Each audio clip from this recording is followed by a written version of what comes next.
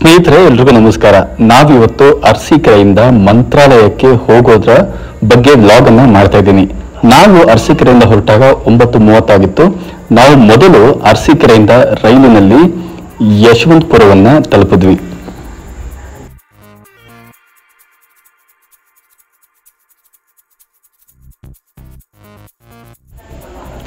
ನಾವು ಯಶವಂತಪುರವನ್ನ ತಲುಪಿದಾಗ ಸಮಯ 12:30 ಆಗಿತ್ತು ಮಧ್ಯಾಹ್ನ. ನಾವು ಯಶವಂತಪುರದಿಂದ ಆಚೆ ಬಂದು ಅಲ್ಲಿ ಬಸ್ ಸ್ಟ್ಯಾಂಡ್ ಇಂದ ಯಲಹಂಕ ರೈಲ್ವೆ ಸ್ಟೇಷನ್ಗೆ ಬಂದ್ವಿ. ಯಾಕೆಂದ್ರೆ ನಮ್ಮ ವಂದೇ ಭಾರತ್ ಎಕ್ಸ್ಪ್ರೆಸ್ ಟ್ರೈನು ಯಲಹಂಕದಿಂದ ಹೊರಡೋದಾಗಿತ್ತು.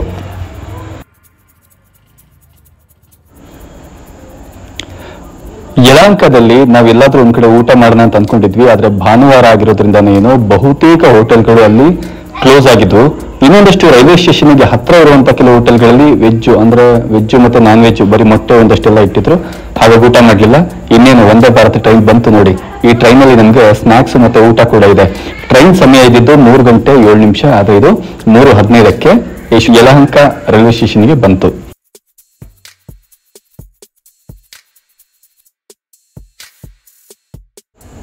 ಈ ವಂದೇ ಭಾರತ್ ಎಕ್ಸ್ಪ್ರೆಸ್ ಟ್ರೈನ್ ಅಲ್ಲಿ ಡೋರ್ಗಳು ಆಟೋಮೆಟಿಕ್ ಆಗಿ ಓಪನ್ ಅಂಡ್ ಕ್ಲೋಸ್ ಆಗುತ್ತೆ.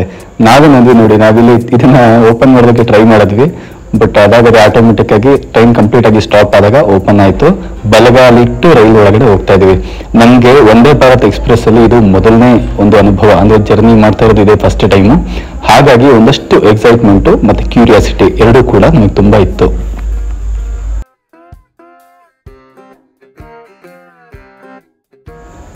ಈಗಾಗಲೇ ಅಡ್ವಾನ್ಸ್ ಬುಕಿಂಗ್ ನಲ್ಲಿ ರಿಸರ್ವ್ ಆಗಿದ್ದಂತ ಸೀಟುಗಳು ನಮಗೋಸ್ಕರ ಕಾಯ್ತಾ ಇತ್ತು.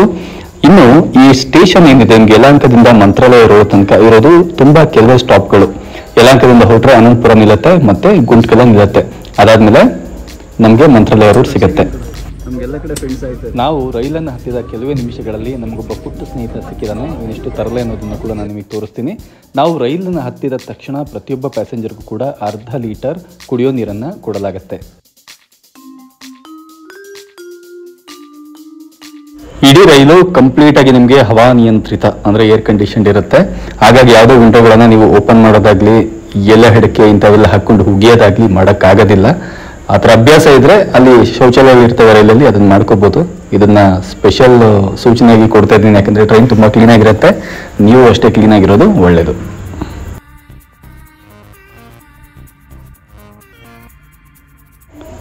ನಮ್ಮ ಹೊಸ ಫ್ರೆಂಡ್ ಸ್ವಲ್ಪ ತರಲೆ ಮಾಡ್ತಾ ಅಂತ ಹೇಳಿದ್ನಲ್ವಾ, ನೋಡಿ ಹಿಂದೆಗಳಿಂದ ಹೆಂಗೆ ತಿವಿತಾ ಇದ್ದಾನೆ. ಅವ್ನ ಕೈನ ಹಿಡ್ಕೊಳಕ್ ಹೋದ ತಕ್ಷಣ ಹುಷಾರಾಗ್ಬಿಟ್ಟ. ಆಮೇಲೆ ಇಡೀ ವಾತಾವರಣ ಮಳೆ ಬಂತು. ಮಧ್ಯಾಹ್ನ ಅಷ್ಟೊಂದು ಬಿಸಿಲು ಸುಡ್ತಾ ಇತ್ತು. ಆದ್ರೆ ಯಾವಾಗ ನಾವು ಮಂತ್ರಾಲಯದ ಹಾದಿನ ಹಿಡಿದ್ವಿ, ರೈಲ್ ಹತ್ತಿದ್ವಿ, ಒಂದ್ ರೀತಿ ತಣ್ಣಗೆ ವಾತಾವರಣ ಇತ್ತು. ನಾವು ಎಸಿ ಇದ್ದಿದ್ದು ತಣ್ಣಗಿತ್ತು, ಅದು ಬೇರೆ ವಿಷಯ. ಆದ್ರೆ ಹೊರಗಡೆ ವಾತಾವರಣ ಮೋಡ ಕವಿದಿತ್ತು.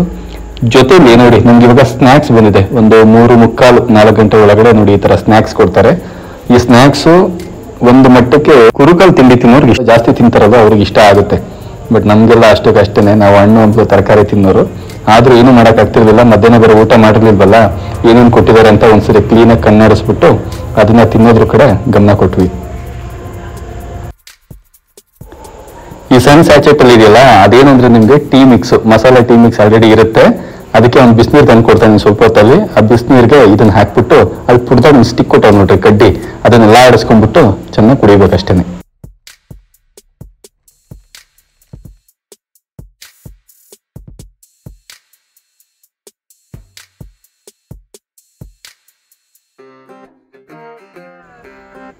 ಈ ಟ್ರೈನಲ್ಲಿ ಓಡಾಡೋದು ಒಂಥರ ಖುಷಿ ಕೊಡುತ್ತೆ. ಅದು ಯಾವುದೇ ಟ್ರೈನ್ ಇರ್ಬೋದು. ಅದರಲ್ಲೂ ವಂದೇ ಭಾರತ್ನಂತಹ ಒಂದು ಲಕ್ಸುರಿ ಟ್ರೈನ್, ನಾವು ನೋಡಿರುವಂಥ ಟ್ರೈನ್ಗಳಲ್ಲಿ ಇದು ತುಂಬ ಲಕ್ಸುರಿ. ಅದು ತುಂಬಾ ಖುಷಿ ಕೊಡುತ್ತೆ.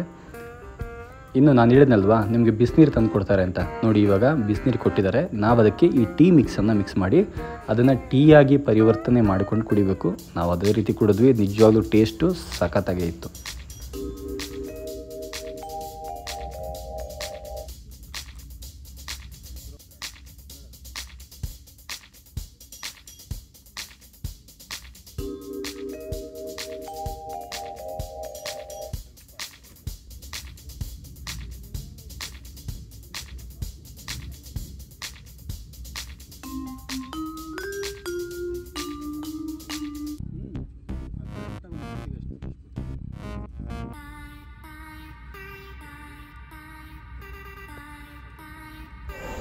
ನಮ್ಮ ಚಾನೆಲ್ನಲ್ಲಿ ಈ ವಿಡಿಯೋವನ್ನ ನೋಡೋರ್ಗೆ ಒಂದಷ್ಟು ಒಳ್ಳೆ ದೃಶ್ಯಗಳನ್ನ ಸೆರೆ ಹಿಡಿದು ಕೊಡಬೇಕು. ಆ ಪ್ರಯಾಣದ ಅನುಭವವನ್ನ ಸಾಧ್ಯವಾದಷ್ಟು ಮಟ್ಟಿಗೆ ಅವ್ರಿಗೆ ರಿಯಲಿಸ್ಟಿಕ್ ಆಗಿ ಕೊಡಬೇಕು ಅನ್ನೋ ಕಾರಣಕ್ಕೆ ನಾನೊಂದಷ್ಟು ವಿಡಿಯೋಗ್ರಫಿಯನ್ನು ಮಾಡಿದ್ದೀನಿ. ಜೊತೆಲಿ ಇಲ್ಲಿರುವಂತಹ ಟಾಯ್ಲೆಟ್ ವ್ಯವಸ್ಥೆ ಆಗಿರ್ಬೋದು, ಸೀಟಿಂಗ್ ಆಗಿರ್ಬೋದು, ಮತ್ತೆ ಆ ಡೋರ್ಸ್ ಮತ್ತೆ ನಿಲ್ಲೋದಕ್ಕೆ ಒಂದಷ್ಟು ಸ್ಪೇಸಿಂಗ್ ಕೊಟ್ಟಿದ್ದಾರೆ. ಅದೆಲ್ಲ ಕೂಡ ನಿಮಗೆ ತುಂಬಾ ಚೆನ್ನಾಗಿ ಅನ್ಸುತ್ತೆ. ನೋಡಿ, ಇಲ್ಲ 3 ಜನ ಹೆಂಗ್ ಕಿತ್ತಾಡ್ತವ್ರೆ. ನಿಮಗೆ ಬರೀ ಇಂಥವರೇ ಸಿಗ್ತಾರೆ ಎಲ್ಲಾ ಕಡೆ.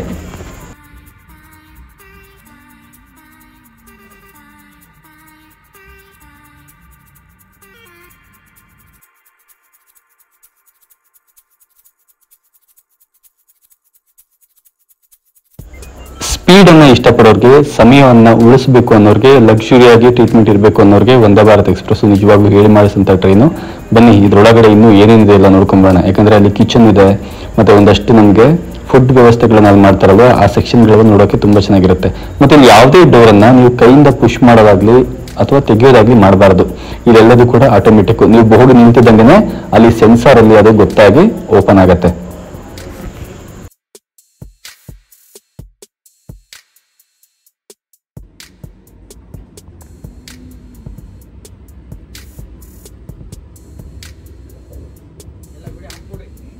ಟ್ರೈನ್ ಹೊರಟಾಗಿಂದಲೂ ನಾನು ಸ್ಪೀಡ್ನ ಗಮನಿಸ್ತಾನೆ ಇದ್ದೆ. ಅಲ್ಲಿ ಡಿಸ್ಪ್ಲೇ ನಲ್ಲಿ ಸ್ಪೀಡ್ ಬರ್ತಾ ಇರುತ್ತೆ 70, 80 ಇದೇ ತರ ಇತ್ತು. ಬಹುಶಃ ಅಲ್ಲೆಲ್ಲ ರಿಪೇರಿ ಆಗ್ತಿತ್ತು ಅನ್ಸುತ್ತೆ. ಆಮೇಲೆ ನೋಡಿ 127, 129 ಸೂಪರ್ ಆಗಿ ಟ್ರೈನ್ ಮುಂದೆ ಮೂವ್ ಆಗ್ತಾ ಇತ್ತು.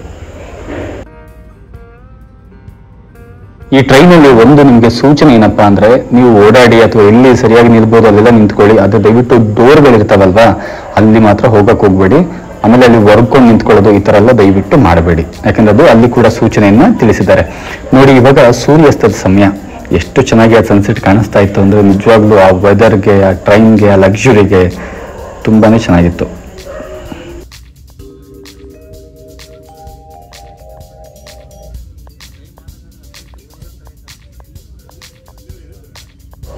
ಏನೇ ಸ್ನಾಕ್ಸ್ ತಿಂದ್ರೂ ಊಟ ತಿನ್ನಂಗೆ ಆಗಲ್ಲ. ಹಂಗು ಹಿಂಗು ಕಾದ್ಮೇಲೆ 7 ಗಂಟೆಗೆ ಊಟ ಬಂತು. ಆ ಊಟ ಎಷ್ಟು ಚೆನ್ನಾಗಿತ್ತು ಅಂದ್ರೆ ನಿಜವಾಗ್ಲೂ ಸೂಪರ್ ಊಟ. ಏನಿದೆ ಅಂತ ಒಂದ್ಸರಿ ನೋಡೋಣ. ಇಲ್ಲಿ ನೋಡಿ, ಮೊಸರು ಕೊಟ್ಟಿದ್ದಾರೆ, ಮತ್ತೆ ಒಂದೆರಡು ಚಪಾತಿ ಇದೆ, ನಿಮ್ಗೆ ಆಲೂಗಡ್ಡೆ ಪಲ್ಯ ಕೊಟ್ಟಿದ್ದಾರೆ, ಅದಾದ್ಮೇಲೆ ರೈಸ್ ಇದೆ, ಅನ್ನ. ಸೊ ಅನ್ನಕ್ಕೆ ನಿಮ್ಗೆ ಸಾಂಬಾರ್ ಇರ್ಲಿಲ್ಲ, ದಾಲ್ ಕೊಟ್ಟಿದ್ರು. ಅದ್ರ ಜೊತೆಗೆ ಪನ್ನೀರಲ್ಲಿ ಏನೋ ಮಾಡಿದ್ದಾರೆ ಸ್ಪೆಷಲ್ ಆಗಿ, ಅದು ತುಂಬಾ ಚೆನ್ನಾಗಿರುತ್ತೆ. ಅದನ್ನು ಕೂಡ ತಿಂದಾಕ್ಬಿಡೋದೆ ಇವಾಗ. ಅದಾದ್ಮೇಲೆ ಒಂದು ಐಟಮ್ ಬರುತ್ತೆ ನೋಡಿ, ನನ್ನ ಫೇವ್ರೇಟ್ ಗುಲಾಬ್ ಜಾಮೂನು. ನಿಜವಾಗ್ಲೂ ಹೇಳ್ತೀನಿ, ಎಲ್ಲದಕ್ಕಿಂತ ಜಾಸ್ತಿ ನನಗೆ ಗುಲಾಬ್ ಜಾಮೂನ್ ಸಖತ್ ಇಷ್ಟ ಆಯ್ತು. ಇನ್ನೂ ಒಂದು ಕೊಟ್ಟಿದ್ರು, ತಿಂತಾ ಇದ್ದೆ. ನಾವು ಊಟ ಮುಗಿಸೋ ಸಮಯಕ್ಕೆ ನಮ್ಮ ರೈಲು ಮಂತ್ರಾಲಯ ರೋಡ್ಗೆ ಬಂದು ತಲುಪಿತ್ತು. ಸೊ ಈಗ ನಾವು ರೈಲಿಂದ ಇಳಿದು ಶ್ರೀ ರಾಘವೇಂದ್ರ ಸ್ವಾಮಿಯವರ ಮಠ ಇರುವಂತಹ ಮಂತ್ರಾಲಯಕ್ಕೆ ಹೋಗ್ಬೇಕಾಗಿದೆ. ಸೊ ವಂದೇ ಭಾರತ್ ಟ್ರೈನ್ ಈ ಎಕ್ಸ್ಪೀರಿಯನ್ಸ್ ನಿಜವಾಗ್ಲೂ ತುಂಬಾನೇ ಖುಷಿ ಕೊಡ್ತು, ಮತ್ತೆ ಅಷ್ಟೇ ಥ್ರಿಲ್ಲಿಂಗ್ ಆಗಿತ್ತು. ನೋಡಿ, ನಾವಿವಾಗಿರೋದು ಮಂತ್ರಾಲಯ ರೋಡ್ ರೈಲ್ವೆ ಸ್ಟೇಷನ್ ಅಲ್ಲಿ.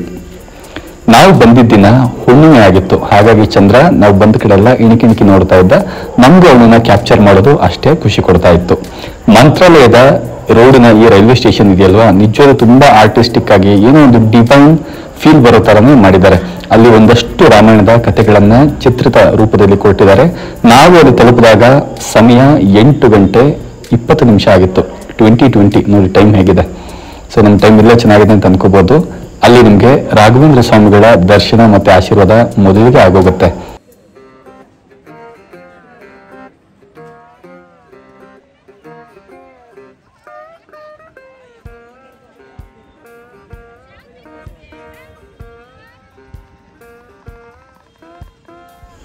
ನಮಗೆ ಮಂತ್ರಾಲಯಕ್ಕೆ ಬರುವಾಗ ಗೊತ್ತಾಗಿದೆ ಏನಂದ್ರೆ, ಇವತ್ತು ಪುಷ್ಯಾರ್ಕ ಯೋಗ ಇದೆ ಅಂತ. ಅಂದ್ರೆ ರವಿವಾರದ ದಿನ ಪುಷ್ಯ ನಕ್ಷತ್ರ ಬಂದ್ರೆ ಅದು ರಾಘವೇಂದ್ರ ಸ್ವಾಮಿಗಳಿಗೆ ತುಂಬಾ ಇಷ್ಟವಾದಂತಹ ದಿನ. ಅವತ್ತು ನಾವು ಅವರನ್ನ ಭಜಿಸಿದ್ರೆ, ದರ್ಶನ ಮಾಡಿದ್ರೆ ತುಂಬಾ ಒಳ್ಳೇದಾಗತ್ತೆ ಅನ್ನೋದು ಒಂದು ನಂಬಿಕೆ. ನಾವು ಗೊತ್ತಿಲ್ದೇನೋ ಆ ದಿನದ ಬಗ್ಗೆ ನಮ್ಗೆ ಯಾವುದೇ ಮಾಹಿತಿ ಇಲ್ಲದ್ರೂ ಕೂಡ ನಾವು ಅವತ್ತೇ ಟಿಕೆಟ್ ಅನ್ನ ಬುಕ್ ಮಾಡಿ ಮಂತ್ರಾಲಯವನ್ನ ಪ್ರವೇಶ ಮಾಡ್ತಾ ಇದೀವಿ. ಇನ್ನು ಇಲ್ಲಿ ನಿಮ್ಗೆ ತುಂಬಾ ಜನ ಅದೇ ದಿನ ಇತ್ತು, ಯಾಕಂದ್ರೆ ಮರುದಿನ ಹುಣ್ಣಿಮೆ ಇತ್ತು. ಹಾಗಾಗಿ ವಿಶೇಷವಾದ ಪೂಜೆಗೆ ಎಲ್ಲರೂ ಬಂದಿದ್ರು. ಬನ್ನಿ, ನಾವಿವಾಗ ಅಲ್ಲೇ ಲಭ್ಯ ಇದ್ದಂತಹ ಸೀಟ್ ಆಟೋನಲ್ಲಿ ಮಂತ್ರಾಲಯವನ್ನ, ಅಂದ್ರೆ ರಾಘವೇಂದ್ರ ಸ್ವಾಮಿಗಳ ದೇವಸ್ಥಾನ ಇರುವಂತಹ ಊರನ್ನ ತಲುಪ್ತಾ ಇದೀವಿ. ಅಂತೂ ಇಂತೂ ಯಾವುದೇ ಆಯಾಸ ಇಲ್ಲದ್ರೆ ಮನಸ್ಸು ತುಂಬಾ ಸಂತೋಷವಾಗಿರುವಂತಹ ರೀತಿಯಲ್ಲೇ ನಾವು ಮಂತ್ರಾಲಯಕ್ಕೆ ಬಂದಾಯ್ತು. ಮಂತ್ರಾಲಯಕ್ಕೆ ನಾವು ಬಂದು ಗುರು ರಾಘವೇಂದ್ರ ಸ್ವಾಮಿಗಳ ಆ ದೇವಸ್ಥಾನದ ಆರ್ಚ್ ಇದೆಯಲ್ವಾ, ಅಲ್ಲಿ ನಿಂತ್ಕೊಂಡು ಸ್ವಾಮಿಯವ್ರಿಗೆ ಒಂದು ಕೈ ಮುಗಿತಿದ್ದಂಗೆ ನೋಡಿ ನಮ್ಮನ್ನ ಯಾವ ರೀತಿ ಇಲ್ಲಿ ಆಹ್ವಾನಗೊಳ್ಳೋದಕ್ಕೆ ಪ್ರಕೃತಿ ಒಂದು ಸಿಗ್ನಲ್ ಕೊಟ್ಟಿದೆ ಅಂತ. ಅಂದ್ರೆ ಅಲ್ಲಿ ಒಂದು ಮದುವೆ ದಿಬ್ಬಣದ ಮಂಗಳ ವಾದ್ಯ ನಮ್ಮನ್ನ ಸ್ವಾಗತ ಮಾಡಿದ ರೀತಿ ನನಗೆ ಅನ್ನಿಸ್ತು. ಒಳ್ಳೆ ಶಕುನ ಅಲ್ವಾ? ಅದು ನಮಗೋಸ್ಕರನೇ ಬಂತು ಅಂತ ಅಂದ್ಕೊಳ್ಳೋದ್ರಲ್ಲಿ ಏನು ತಪ್ಪು? ಅದಕ್ಕೋಸ್ಕರ ಆ ರೀತಿ ಹೇಳಿದ್ದೀನಿ.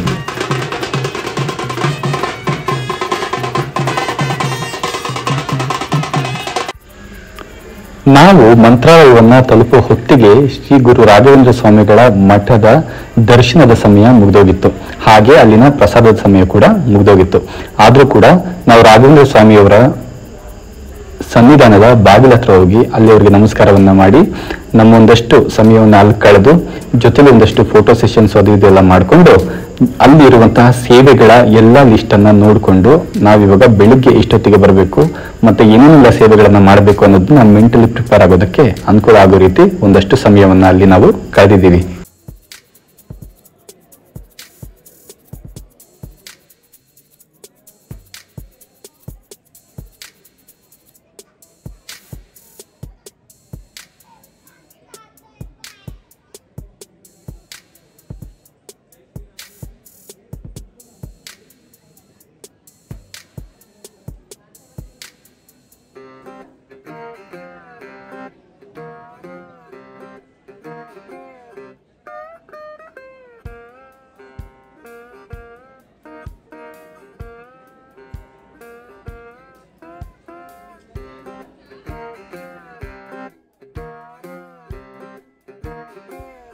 ಪೂಜ್ಯಾಯ ರಾಘವೇಂದ್ರಾಯ ಸತ್ಯ ಧರ್ಮ ರಥಾಯ ಚ ಭಜತಾಂ ಕಲ್ಪವೃಕ್ಷಾಯ ನಮತಾಂ ಕಾಮಧೇನವೇ.